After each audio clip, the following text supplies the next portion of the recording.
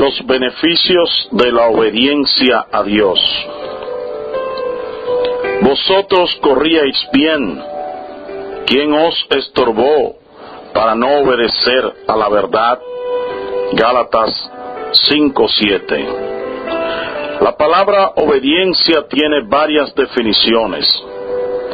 Nos encontramos con aperteo, que significa creer en algo. A esto se refiere el apóstol Pedro en su primera carta cuando habla de los hombres que no aceptaron el mensaje de Noé antes del diluvio. Primera de Pedro 3:20. Al enfatizar sobre la importancia de atender al Evangelio de Cristo, el apóstol Pablo usa el término upaquou para describir el juicio de Dios contra los hombres que rechazan el plan de Dios para sus vidas. Segunda de Tesalonicenses, capítulo 1, versículo 8. Upotazo es la palabra usada para definir la relación que debe existir en una sociedad. Con este término, Pablo habla de mostrar una actitud voluntaria de cooperación y de responsabilidad ante las autoridades terrenales, según Romanos capítulo 13, versículo 1. También está upokoe, que es la obediencia a alguien mostrada en la observancia de los requerimientos. Primera de Pedro, capítulo 1, versículo 22. En el versículo que hemos usado de lectura, encontramos el término perto, que significa obedecer por haber sido persuadido.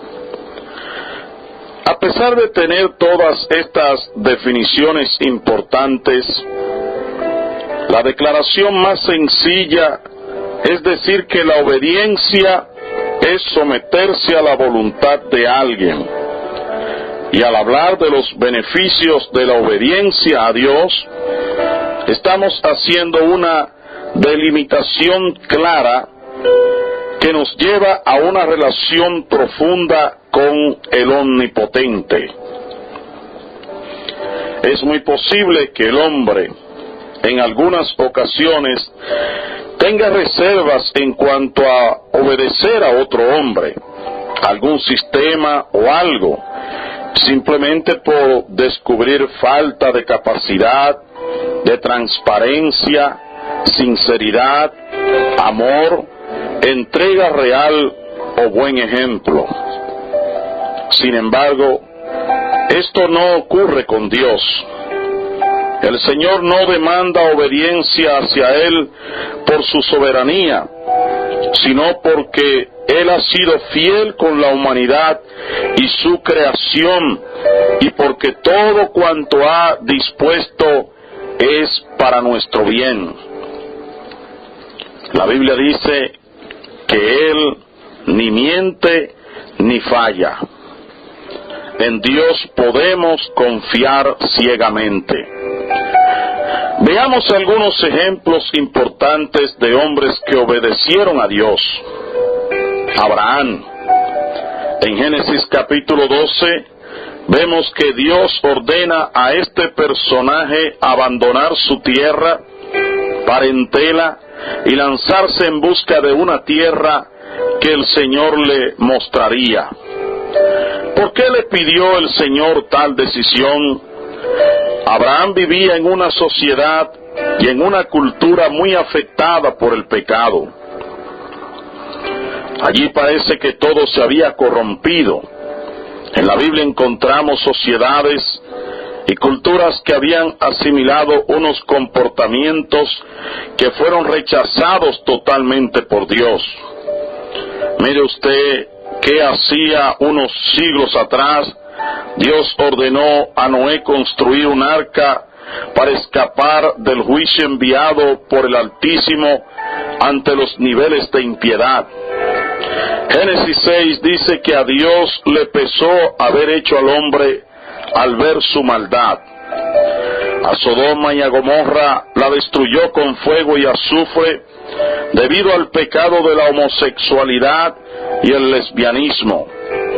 Lo que imperaba era la desviación y la burla hacia la voluntad divina expresada a través de los ángeles enviados y a través del mismo Lot, quien fuera el sobrino de Abraham. Ur de los Caldeos, conocida hoy como Irak, era la tierra donde los propios padres de Abraham adoraban a ídolos. El Señor decidió sacar a Abraham de allí para levantar a través de él una nueva nación que llegó a ser el pueblo de Israel.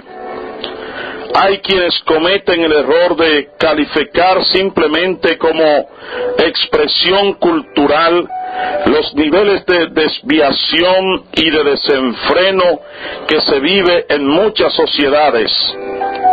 Ahora vivimos llamando a lo bueno malo y a lo malo bueno, tal como plantearan los profetas del Antiguo Testamento.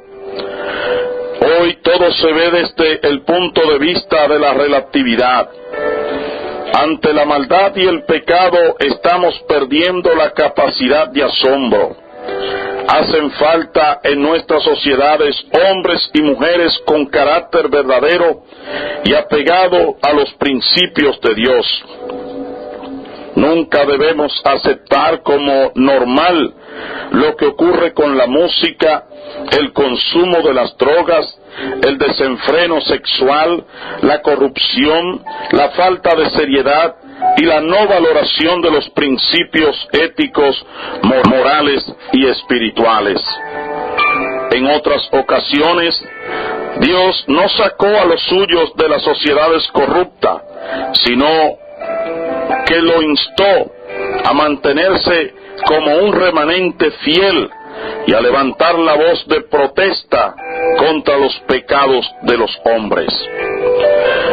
Cuando la maldad, la corrupción, la violencia, la delincuencia, la injusticia, la falta de amor y la ineficiencia lo permeen todo, desde las instituciones, la economía, el Estado, la religión y la cultura, deben existir hombres y mujeres que enciendan la antorcha de la justicia, de la verdad, de la integridad y, sobre todo, que estén dispuestos a combatir enérgicamente el mal.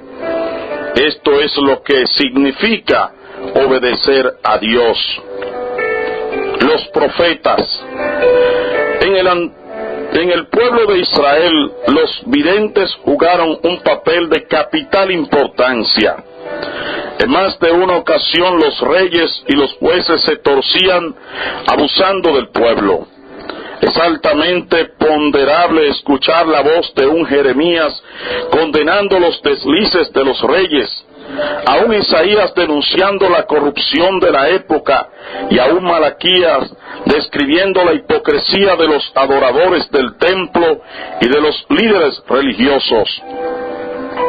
Ellos estuvieron por Jehová en una época de desenfreno y de maldad a todos los niveles. ¿Quiénes están hoy por Jehová en medio de tantas diabluras? Hoy, cuando desde las esferas de los gobiernos se roba al pueblo, se le niegan los servicios básicos, unos cuantos se hacen ricos, comiendo y vistiendo de lo mejor en los buenos restaurantes, mientras los niños mueren por falta de medicinas en los hospitales.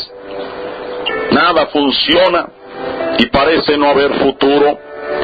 ¿Quién obedece a Dios colocándose al lado de la verdad, de los que sufren, de los que nada tienen y de los que son dignos de un mejor mañana? Otro gran ejemplo de obediencia fue el mismo Jesús. Cuando Cristo llegó al momento de entregar su vida por la humanidad, sintió los horrores de la muerte y del sufrimiento. Él se fue al monte Getsemaní, donde oró al Padre, pidiendo que si era posible pasar esa copa sin que Él la tomara. Pero se sometió a la voluntad de Dios. Él fue a la cruz y entregó su vida por todos. Hoy nadie quiere perder nada, ni estar al lado del sufrimiento por ayudar al mundo. Lo que impera es la ambición y el egoísmo personal. ¿Haciendo qué cosa concretizaríamos la voluntad de Dios en nuestras vidas?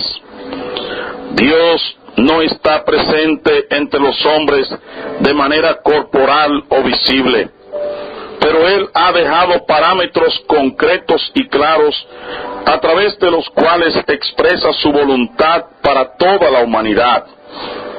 Y estos son, primero, su palabra.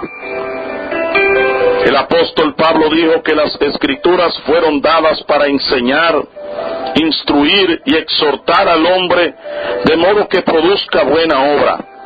Pero, ¿qué lugar ocupa hoy la Biblia entre los hombres y en nuestra sociedad?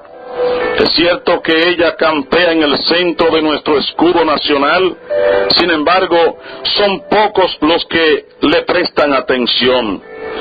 Mire usted cómo se aprueba en el Congreso Nacional la ley de lectura de la Biblia, pero nunca ha existido el interés real de que esto se ponga en práctica.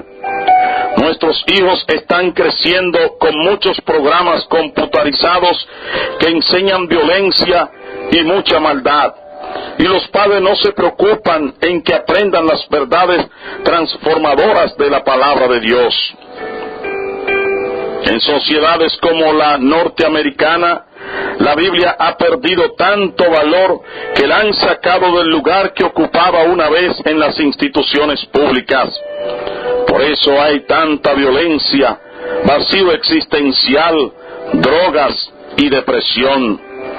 Es que cuando quitamos a Dios de nuestras vidas, algo debe llenar ese gran vacío. Segundo, la Iglesia. Desde el inicio de la formación de la nación de Israel, Dios ordenó que existiera un templo en donde el pueblo iría a adorar a Dios, mantener coinonía y aprender la ley de Moisés y de los profetas. Como hoy vivimos bajo el régimen del Evangelio de Cristo, el Señor ha establecido la Iglesia para que se haga lo mismo que se hacía en el templo judío, con la excepción de los sacrificios de animales, pues ya nuestro sacrificio fue Cristo en la cruz del Calvario. Es muy poco el porcentaje de personas que le presta atención a la Iglesia.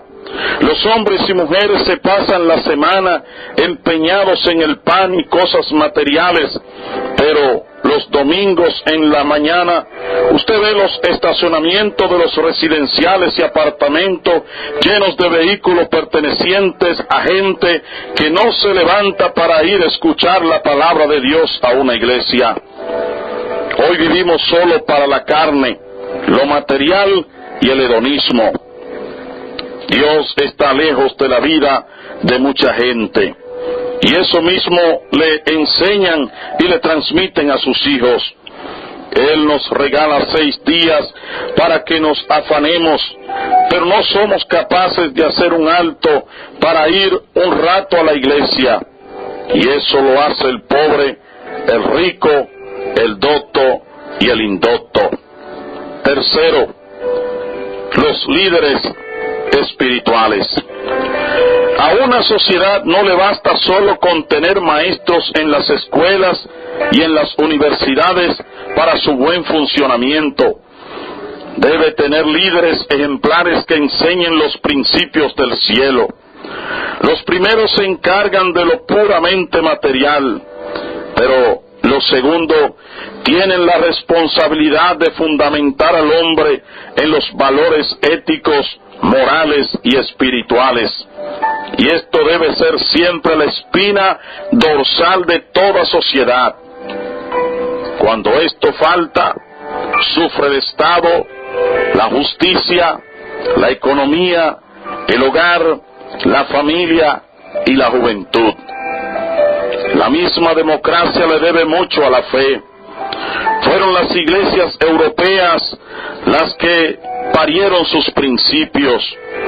Si nuestros hijos y los padres fueran con más frecuencia a escuchar el consejo de Dios a las iglesias, nos ahorraríamos muchos problemas. El daño más terrible que se le hace a un país es cuando no se le da el apoyo y la libertad necesaria a la fe. Desacreditar a un líder o una autoridad es fomentar la rebeldía en las nuevas generaciones. Pero eso sí, los líderes deben ser siempre los grandes modelos y ejemplos a imitar. Deben ser dechados de virtudes. El obedecer a Dios trae resultados sumamente beneficiosos para nuestras vidas. Dios levantó de Abraham una gran nación. Fue a través de él que vino Cristo al mundo. El Señor lo marcó y lo preservó para esto. Cuidando a nuestros hijos y a nuestra sociedad de los antivalores, podemos estar pariendo un futuro promisorio y de grandes cambios. Sin embargo, la desobediencia a Dios genera maldiciones terribles contra la sociedad, la familia, el hogar y las demás generaciones. Concluyo con estas palabras dadas al pueblo de Israel en la época del gran profeta Isaías. Lavaos y limpiaos, quitad la iniquidad de vuestras obras de delante de mis ojos. Dejad de hacer lo malo, aprended a hacer el bien, buscad el juicio, restituid al agraviado, haced justicia al huérfano, amparad a la viuda. Venid luego, dice Jehová, y estemos a cuenta. Si vuestros pecados fueren como la grana, como la nieve serán emblanquecidos.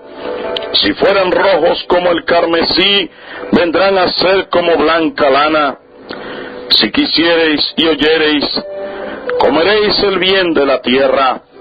Si no quisiereis y fuereis rebelde, seréis consumidos a espada, porque la boca de Jehová lo ha dicho. Isaías 1, 16 al 20. Dios te bendiga y muchas gracias.